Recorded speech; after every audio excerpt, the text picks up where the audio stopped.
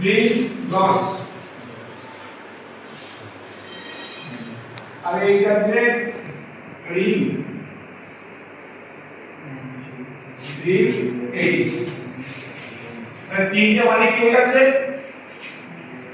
তিনটে কি মানে হয়ে যাচ্ছে এর মানে হচ্ছে এটা থ্রেড করতে হবে এই দুটো হোল 12 থ্রেড হবে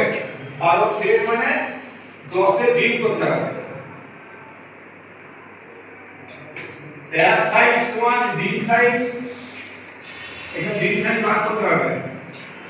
ডিল সাইজ সমান হচ্ছে টি মানে tap size minus 2 D P depth of pitch depth of pitch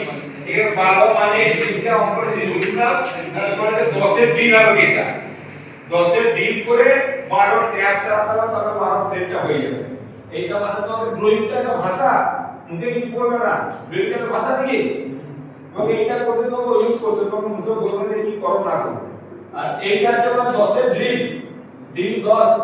তাহলে 10 মিনিটে ডিল হবে শুধু প্লেন ডিল হবে আর এইটা করলে রিং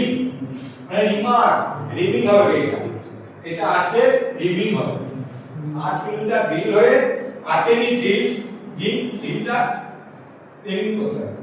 ডিলটা ডিলের কাজ কি এটা একদম ফিনিশিং হবে বুঝলে আর কিছু নাই তাহলে এখানে বলছে a letter m is prefixed to a dimension of screw thread in which m stands for m টা হচ্ছে screw thread বানাতে হবে মানে m টা ম্যাচিং থ্রেড দেখা বলে তো